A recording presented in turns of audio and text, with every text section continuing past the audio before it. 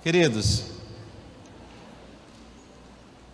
a palavra que eu trago hoje, nós estamos no mês de setembro. Setembro nós tivemos algumas programações voltadas para a valorização da vida. Setembro é o mês amarelo chamado, é o mês em que nós motivamos as pessoas a ter prazer pela vida, é o mês que nós levamos as pessoas a pensar a respeito do que Deus tem feito na vida delas e ser grata a Deus, ser grata ao Senhor. Há muitas pessoas, principalmente nos dias de hoje, que têm preocupações como, não só preocupação, mas ansiedade, que vai além das preocupações. Depois da pandemia, nós temos um povo doente,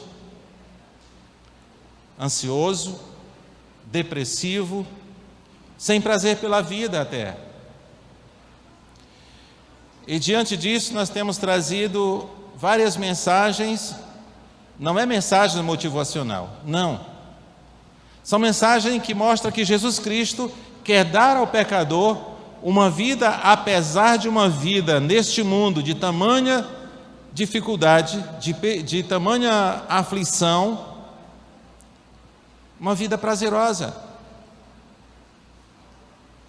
Uma vida que a pessoa perceba que Cristo lhe ama e que lhe quer bem.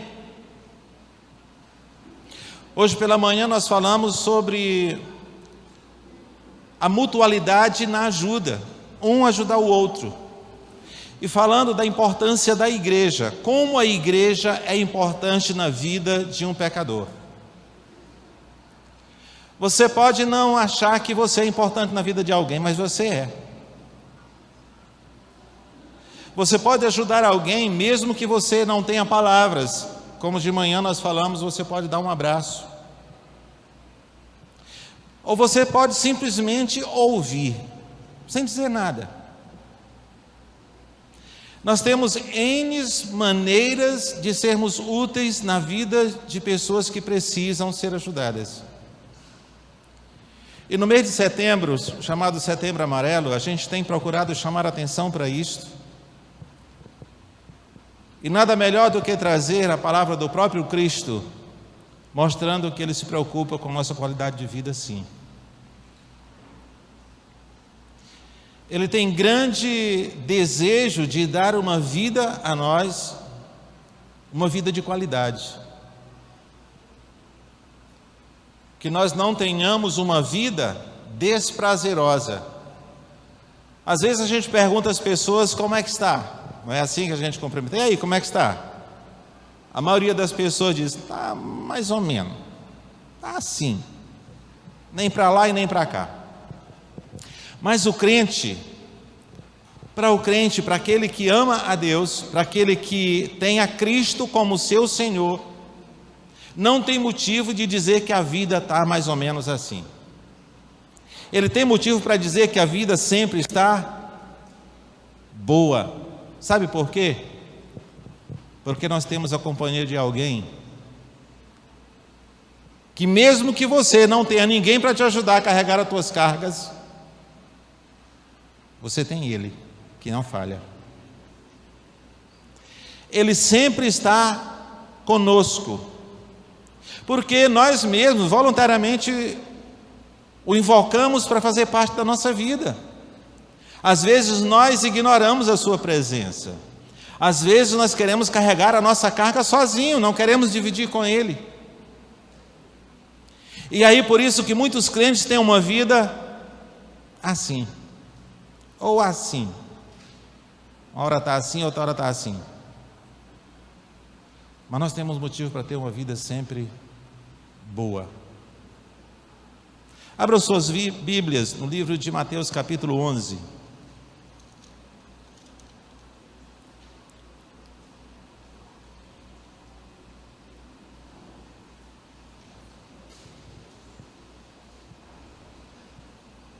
Vamos ler do versículo 25, 11, a partir do versículo 25.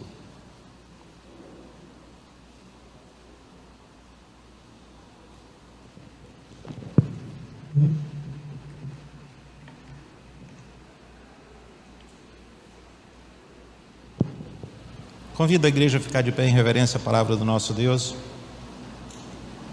Leio e vocês observem atentamente a leitura. Os que puderem ficar de pé.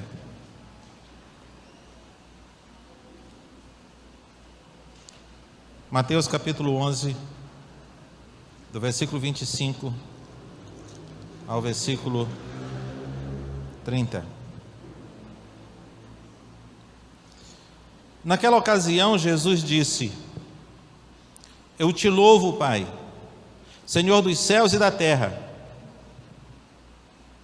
porque escondestes estas coisas dos sábios e cultos e as revelastes aos pequeninos. Sim, Pai, pois assim foi do teu agrado. Todas as coisas me foram entregues por meu Pai. Ninguém conhece o Filho senão o Pai, e ninguém conhece o Pai senão o Filho, e aquele a quem o Filho quiser revelar. Venham a mim, todos os que estão cansados e sobrecarregados, e eu os aliviarei.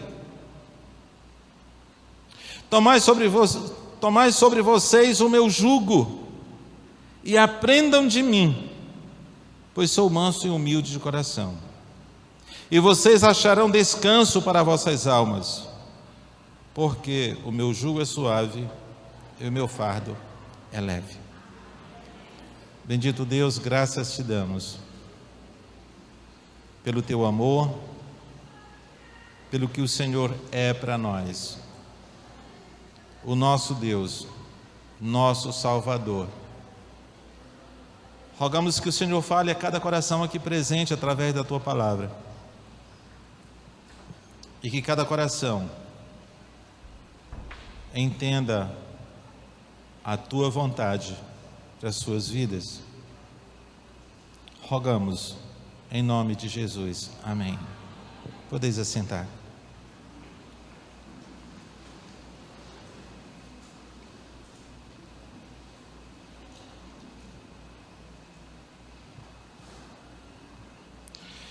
Jesus Cristo estava falando aos seus discípulos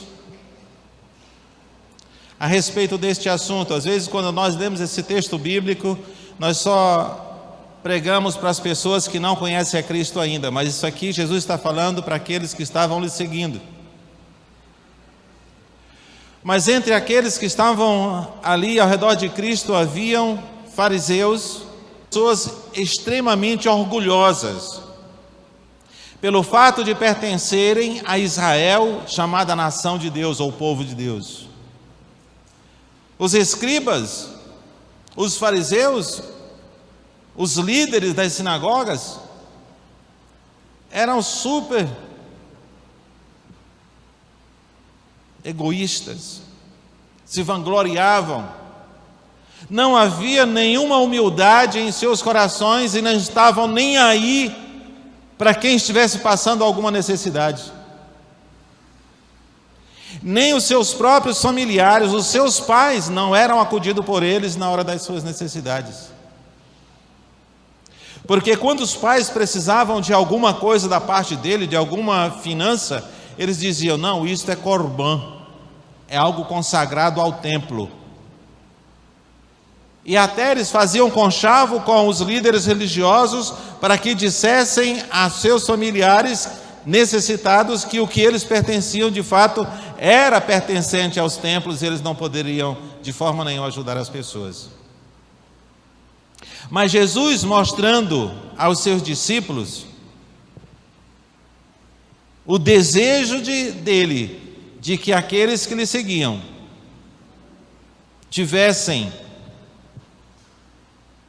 alívio dos seus fardos, Jesus faz esse convite a eles: venham a mim todos os que estão cansados e sobrecarregados, e eu lhes darei descanso. Mas o convite não é somente este. No versículo 29, para que nós tenhamos descanso das nossas almas, para que nós tenhamos descanso das cargas que nós carregamos na nossa vida, há um convite mais precioso ainda no versículo 29, que nós não podemos ignorar de forma nenhuma este convite.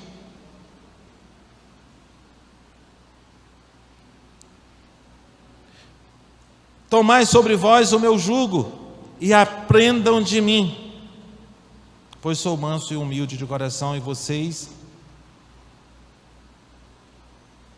encontrarão descanso para vossas almas. Mais uma vez ele diz: encontrará descanso para vossas almas. Ele repete no versículo 28 e versículo 29.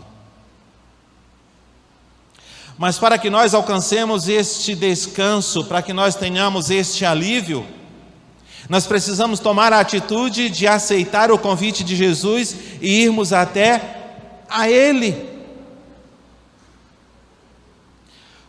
O pecador que quer realmente encontrar alívio tem que aceitar o seu convite de ir até Ele.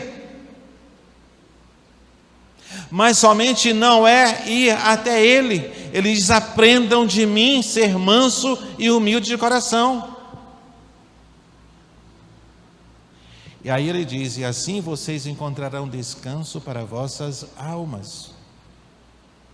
O problema é que a maioria de nós vamos a Cristo somente interessados no descanso da alma. Mas há algo mais importante que o Senhor Jesus Cristo nos oferece, que é a aprendizagem, se nós decidirmos andar com Ele. Quando Ele diz: tomai sobre vós o meu jugo. Vocês sabem quem é o jugo? Quem sabe o que é um jugo aí? Só Mateus? Ah, tem mais gente, eu sei que é. Sabe o que é o jugo? Vocês já viveram, alguém já viveu no interior? Eu já. Vocês já viram o carro de boi? Quem já viu o carro de boi aí? Ah, agora já tem mais gente que já viu o carro de boi. O carro de boi é puxado, no interior chama de junta de boi, não é? São dois bois que carregam o carro de boi, e há uma madeira que liga o pescoço de um boi para o outro, para poder dividir o peso. Aquela madeira que é colocada no pescoço de ambos animais é chamado de jugo ou canga. No interior eles chamam de canga. Na Bíblia chama de jugo a peça de madeira que divide o peso entre dois animais ou entre duas pessoas. E Jesus diz: tomai sobre vós o meu jugo e aprenda de mim. Sabe por quê? Se você aceitar colocar o jugo de Jesus sobre o seu pescoço, você vai aprender, nem que não queira. A minha mãe, vocês já ouviram eu dizer isso, a minha mãe dizia assim: quer conhecer alguém, como 1 quilo de sal com ele. Às vezes eu pensava que minha mãe estava maluca, eu dizia que ela quer me matar, comer 1 quilo de sal. Mas quanto leva o tempo para você comer 1 quilo de sal no tempero? Então você quer conhecer alguém? Passe tempo com ele, é isso que quer dizer. E Jesus faz um convite a nós a andarmos com Ele, porque se você colocar o jugo de Jesus sobre o seu pescoço, Ele diz: nós vamos dividir a tua carga, nós vamos dividir o peso que você carrega na vida. Então Ele oferece descanso se você aceitar o primeiro convite, que é: venha a mim, toma sobre vós o meu jugo. Ainda voltando, que eu fui criado na fazenda, o meu tio amansava boi para o carro de boi, e às vezes ele colocava no meio do curral uma peça de madeira enfiada no chão, chamada de mourão, e amarrava um pedaço de madeira, um pedaço de pau, numa distância que como se fosse de um boi para o outro, e amarrava no pescoço daquele boi que era para ser ensinado a carregar o carro de boi, e ele ficava rodando aquele tronco de madeira, até que ele aprendesse a andar numa distância que pudesse colocar o jugo no seu pescoço. Depois ele pegava aquele boi que estava aprendendo e colocava com outro que já tinha experiência, para andar lado a lado para dividir o peso. Aquele boi mais velho às vezes ia na frente e o mais novo ia atrás.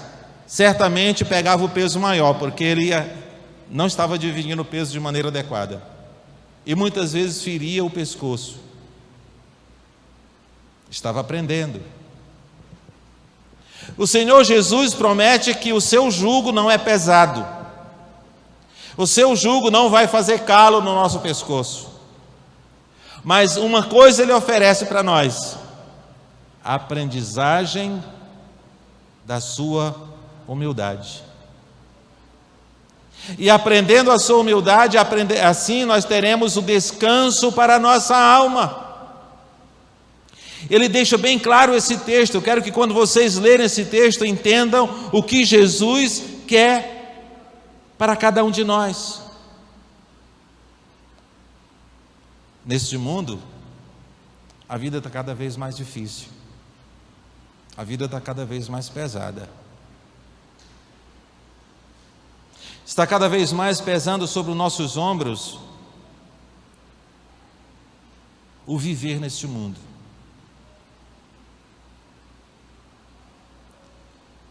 O pecado está cada vez mais angustiando o pecador. E quanto mais pecado o pecador comete, mais angústia vem ao coração e mais pesar vem à sua vida. E impressionante, porque quando eu peco, o problema não vem só para mim, vem para quem me ama, vem para minha família, vem para meus pais, vem para meus filhos, vem para minha esposa. O pecado não causa problema, não causa pesar somente para mim. Causa pesar para todos aqueles que se importam comigo. E nesse mundo que nós estamos vivendo, o pecado está cada vez mais ao alcance e à facilidade de cada um de nós. E parece que o pecado está cada vez mais atraente. E o grande problema é que muitas vezes nós gostamos do pecado. Mesmo que traga angústia de espírito, mesmo que traga pesar, nós não imaginamos, não lembramos que o pecado traz naturalmente problemas para nossas vidas. Na hora do pecado, nós não estamos preocupados com o problema que virá amanhã, mas ele virá. Porque naturalmente o pecado traz problemas às nossas vidas. O desejo de Cristo é que nós não pequemos. Veja a primeira epístola de João, capítulo 2. Lá no finalzinho, próximo de Apocalipse.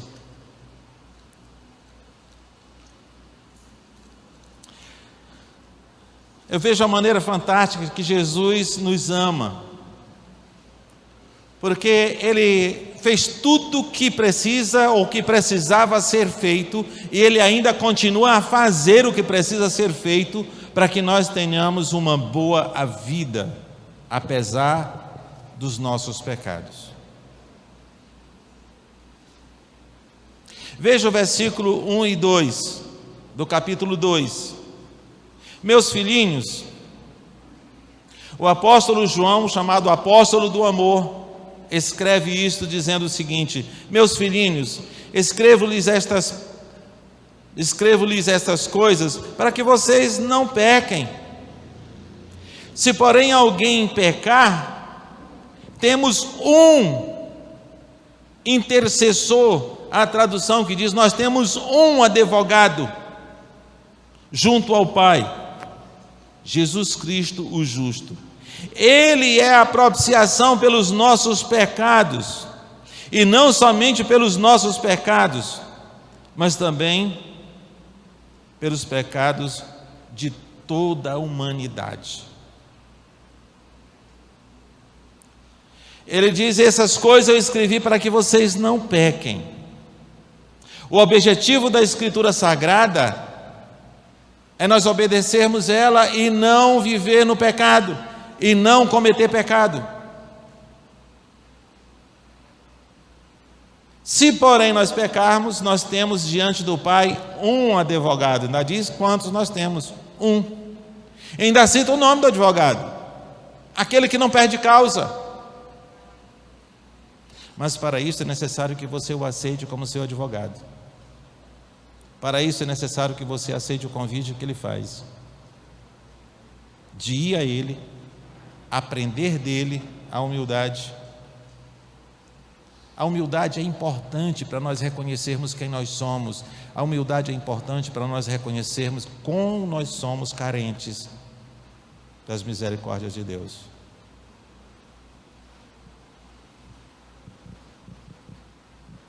Ele diz, o objetivo é que a gente não peque.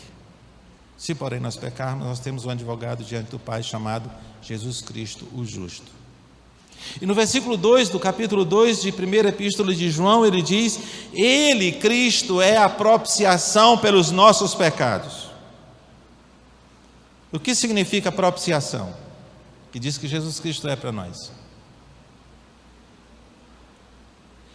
Ele é o presente que Deus recebeu para aplacar a ira sobre nós.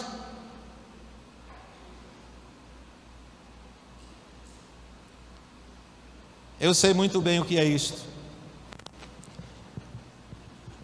Eu e meu irmão, quando éramos pequenos, quer dizer, nós ainda não somos tão grandes, nós éramos menor, éramos criança, melhor dizendo. A gente aprontava. Eu aprontava mais do que o meu irmão, e eu dizia para ele, olha, tu não vai contar nada. Minha mãe dizia que eu dava o tapa e escondia a unha. Ou seja, eu aprontava, mas não parecia que eu aprontava. E aí o Jair contava, que era o língua grande, que é pastor também, meu irmão. Não vamos dizer isso para ele, pelo amor de Deus. E eu dizia, olha, tu não vai dizer. Mas era com certeza que ele ia dizer. Que minha mãe tinha uma estratégia maravilhosa. Ela dizia assim, quem fez isto? Vocês aprontaram e fizeram alguma coisa e isto aqui foi feito por um de vocês. Se mentir, apanha. Se falar a verdade, não vai apanhar. Aí meu irmão já tacava logo a verdade. Não apanhava, mas ficava de castigo os dois. Como eu era esperto, eu procurava sempre alguma coisa que minha mãe gostasse. E às vezes a gente angariava algumas frutas no quintal, como uma goiaba bonita, gostosa, uma manga, que eu sabia que ela gostava, e quando a gente aprontava, eu já guardava aquilo para dar de presente para ela, a minha propiciação. Mas não tinha jeito não, ela não tem nada de Deus, porque além dela pegar a minha fruta, ainda o castigo vinha. Mas Deus é maravilhoso, Ele é a propiciação, Ele mesmo, Ele viu que nós não tínhamos nada a lhe oferecer que pudesse nos livrar do castigo, que é a morte. O pecado gera a morte e o inferno, e nós não temos, Ele viu que nós não tínhamos nada que pudéssemos oferecer a Ele, que pudesse tirar de nós o castigo do pecado, que é a morte e o inferno. Ele resolveu dar a si mesmo esse presente, gente. Ele mesmo ofereceu o seu filho como presente para ele mesmo, para que nós não recebêssemos o castigo da morte eterna, que é o inferno. Que maravilhoso, não? E olha, indistintamente todos nós recebemos esta graça de Deus. O presente que é a propiciação, Jesus Cristo, que foi dado por nós, pelos nossos pecados, para que a ira de Deus fosse aplacada sobre nós, Ele mesmo se deu.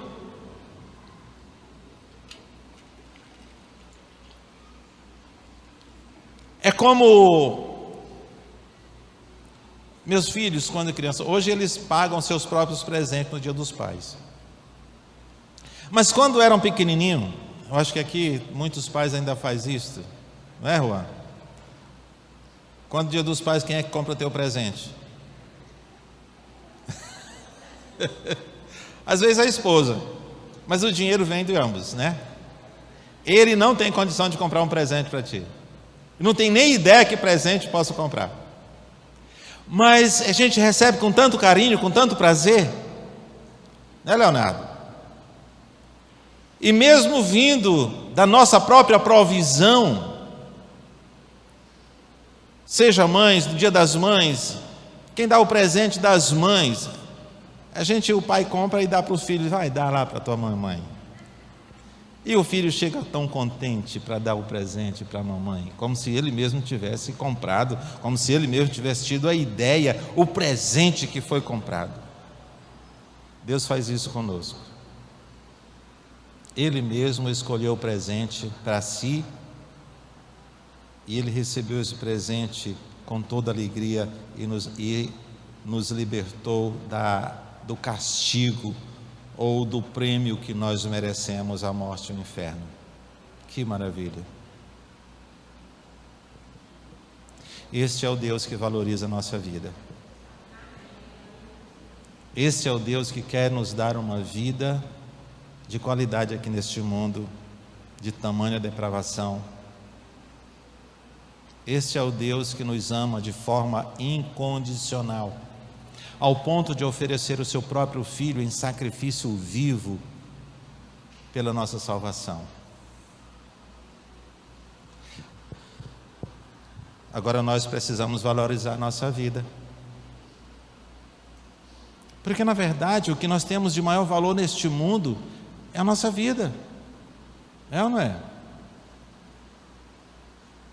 E aquilo que você tem de maior valor, você deixa assim facilmente ser deteriorada? Quando você tem uma joia de extremo valor, você guarda bem. Muitas pessoas botam até um cofre escondido para que ninguém saiba onde é que está, porque tem que guardar bem. Aquela joia é preciosa, não é? E amados, Deus nos deu algo precioso, que é a nossa vida.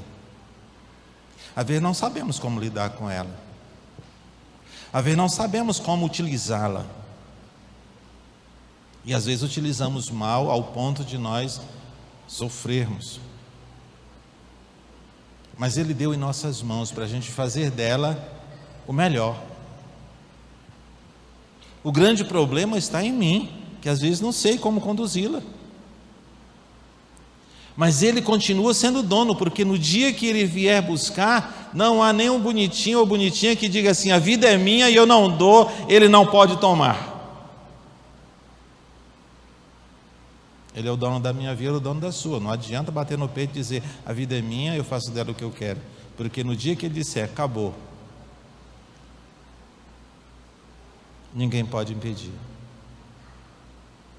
Então, para o melhor que nós podemos fazer e demonstrar que verdadeiramente valorizamos aquilo que Deus nos deu tão bondosamente, que é a nossa vida, é nós zelarmos e nós colocarmos no lugar mais seguro que a gente possa encontrar. E o lugar mais seguro que nós podemos encontrar para guardar a nossa vida é nas mãos de Jesus. Ele é mais seguro do que qualquer cofre forte que você possa imaginar aqui na terra. Não há segurança na vida de nenhum ser humano, não há, senão nos braços, senão nas mãos de Jesus. E Ele, sabendo disto, Ele convida a todo pecador que estão nessa vida, e às vezes usando mal a sua vida, pagando um preço altíssimo por causa das nossas próprias decisões, pagando um preço altíssimo por causa da falta de humildade dos nossos corações, querendo ser mais do que o que nós somos, acharmos que nós somos independentes, achar que não precisamos de ninguém. Nós temos este problema. E às vezes nós estamos pagando o preço por causa disto. Mas mesmo assim o Senhor Jesus nos oferece alívio para as nossas almas. Apesar dos problemas causados por nós mesmos, o Senhor nos ama tanto ao ponto de oferecer alívio se nós atendermos o seu convite. Venham a mim. Aprendam de mim.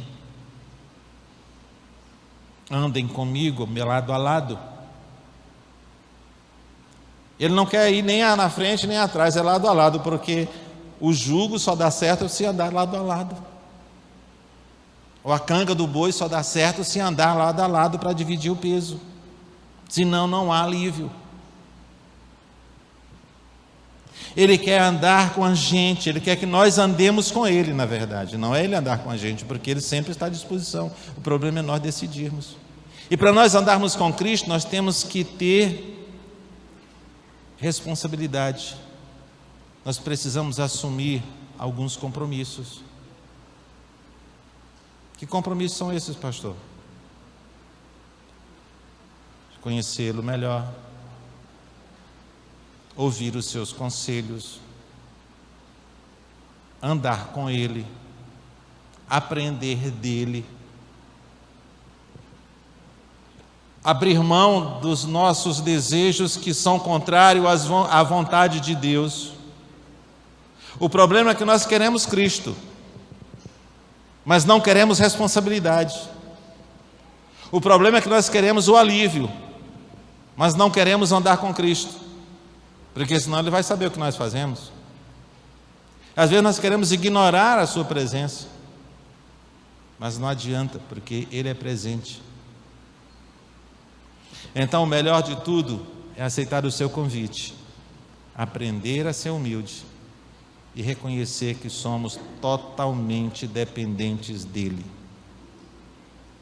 Reconhecer que nós não temos vida sem Ele, porque vida não é só você respirar. Porque o apóstolo Paulo, em Efésios capítulo 2, diz que vocês estavam mortos em vossos delitos e pecado. Então, viver uma vida distante de Deus, viver uma vida sem andar com Cristo, é uma vida morta. A verdadeira vida, o verdadeiro viver, é andar com Jesus e ter certeza que depois da morte física, nós teremos uma outra vida com Ele nos céus.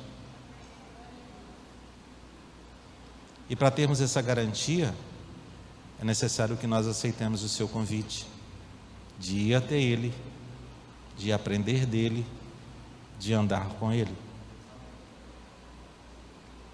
Somente você pode tomar essa decisão. Ele faz o convite.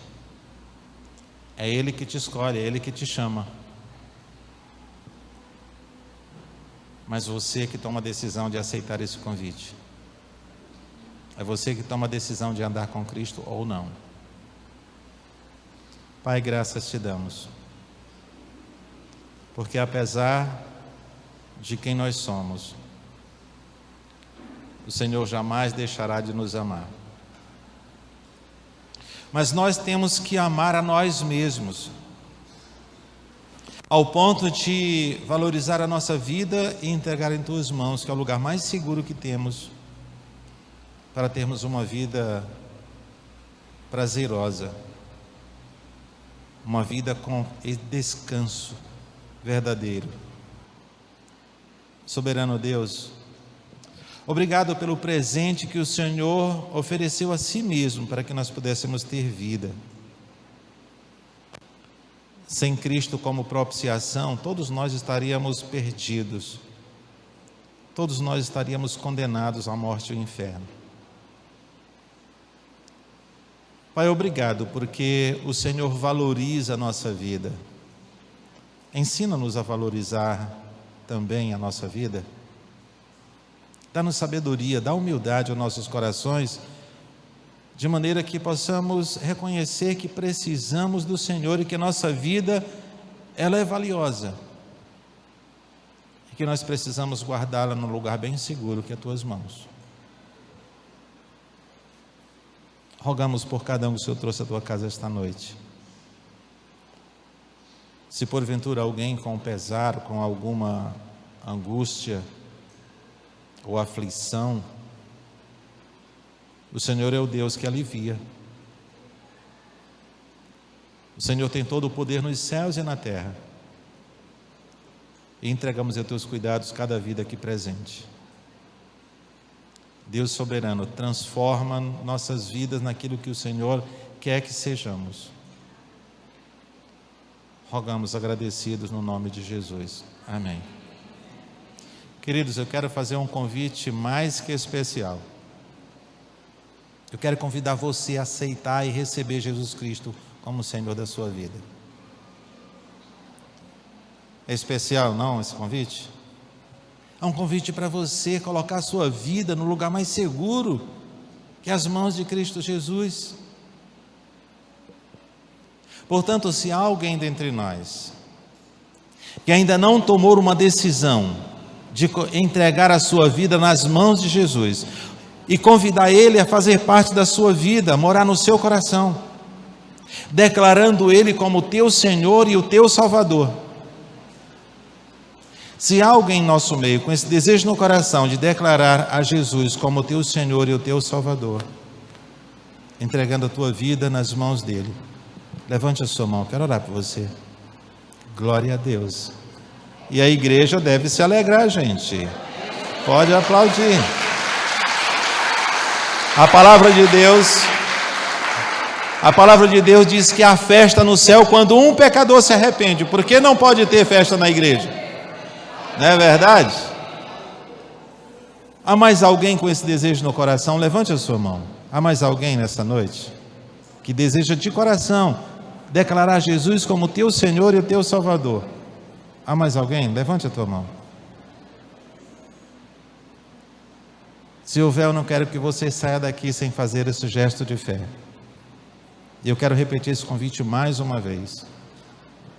Se há alguém com desejo no coração de entregar a sua vida a Cristo, declarando Ele como teu Senhor e o teu Salvador, se há mais alguém que ainda não fez essa declaração de fé e deseja nesta noite, levante a sua mão.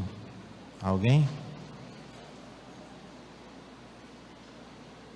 Eu quero fazer um outro convite ainda.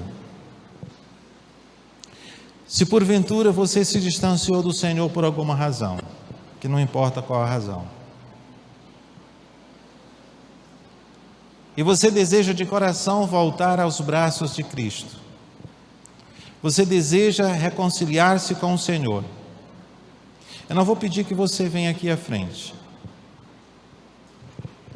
mas levante a tua mão de onde você estiver. Também vamos orar. Glória a Deus. Glória a Deus. Reconciliação também é festa no céu.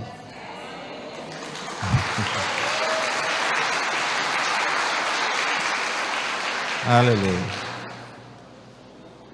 Quero convidar esta jovem que levantou a mão. Vem aqui à frente, nós vamos orar.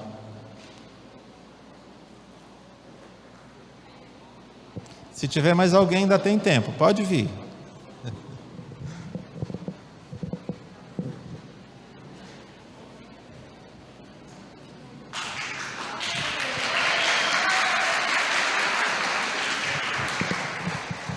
Gente, na verdade, ela já tinha feito a decisão dela e eu orei com ela e hoje ela está tornando público esta decisão que ela fez. Ela diz, pastor, eu quero que torne público essa minha decisão. Eu digo, pois domingo você vai fazer isto. E nós vamos orar neste momento. Pai querido, tua serva tomou uma decisão, a mais importante da sua vida hoje. Na verdade, ela tornou pública essa decisão que ela já havia tomado. E queremos te agradecer porque foi o Senhor que colocou no seu coração esse desejo. Toma em tuas mãos. O Senhor já perdoou todos os seus pecados.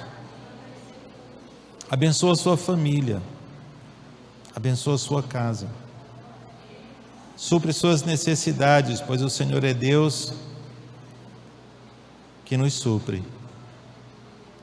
Rogo que o Senhor lhe dê sabedoria para andar nos teus caminhos de maneira agradável a ti.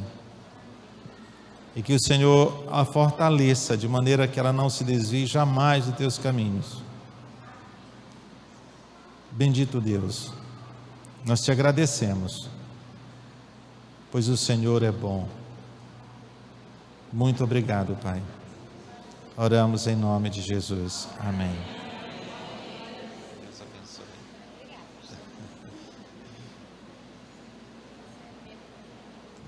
A igreja deve receber com todo carinho e ajudá-la a caminhar nos caminhos do Senhor.